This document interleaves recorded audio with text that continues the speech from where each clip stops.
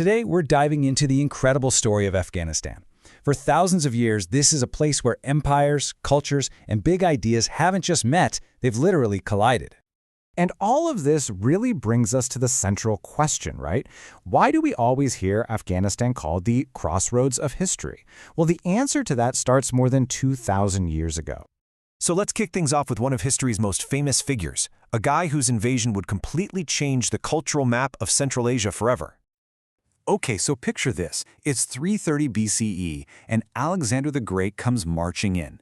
But this wasn't just about conquering land. His arrival kicked off this amazing blend of Greek and Eastern cultures that would actually last for nearly 300 years, long after he was gone and his empire was split up.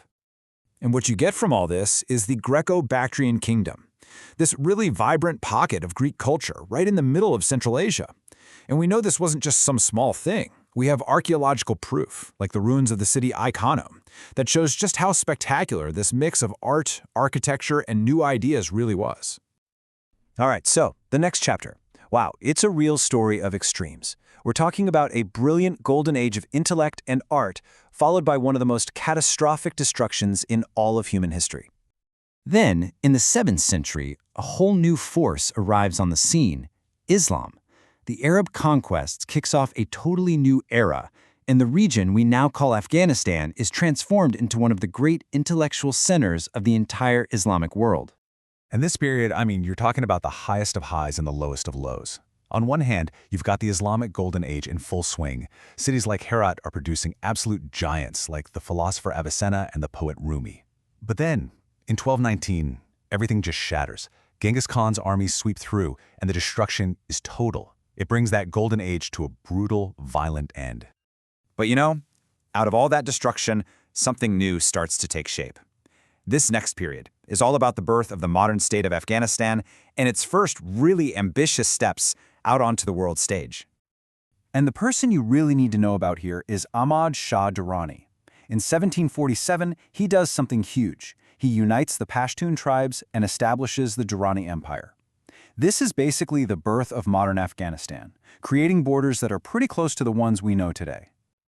His legacy is so immense that to this day, he's known as Ahmad Shah Baba, which means Father of Afghanistan.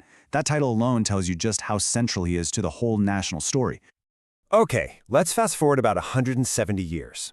After a whole series of wars with the British Empire, King Amanullah Khan finally secures full, total independence in August 1919. This is a huge deal, and he has some really bold ideas for what he wants to do with his newly sovereign nation. And he didn't waste any time. His program of reforms was, incredibly ambitious. He was pushing for expanded rights for women, setting up secular schools, and bringing in modern legal codes. And he was also looking outward, opening up diplomatic ties with new global powers like the Soviet Union and Turkey. It was a rapid push to bring Afghanistan into the 20th century.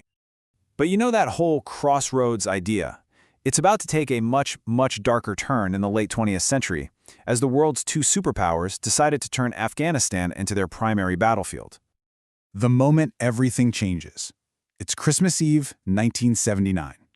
Soviet tanks roll right across the border to prop up a failing communist government in Kabul.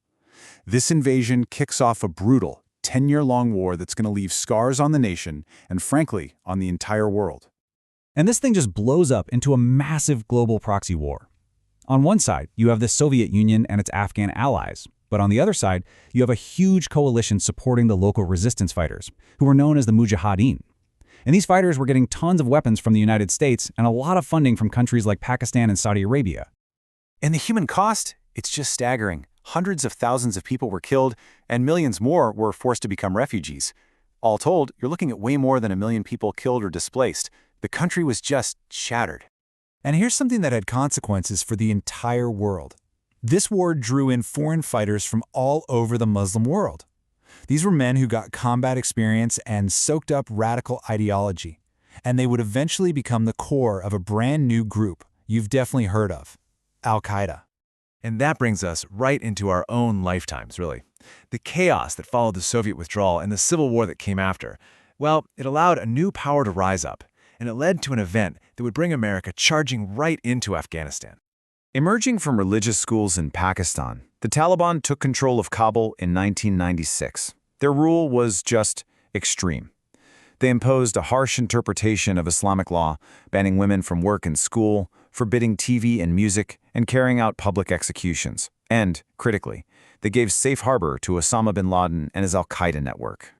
So after al-Qaeda, from their base in Afghanistan, attacked the U.S. on September 11, 2001, man, things moved at lightning speed. The U.S. invaded in October, and in less than 2 months, the Taliban regime was completely gone. By December, leaders from around the world were already meeting in Germany to try and figure out what a new future for Afghanistan could look like. But here's the crazy part. That victory, which seemed so quick and decisive at the time, it was totally deceptive. The mission to rebuild Afghanistan and make sure it never became a terrorist haven again, well, that turned into a 2-decade-long nation-building project. It became America's longest war. And that, of course, brings us to the absolutely dramatic and for so many people just shocking final chapter of this period, the summer of 2021.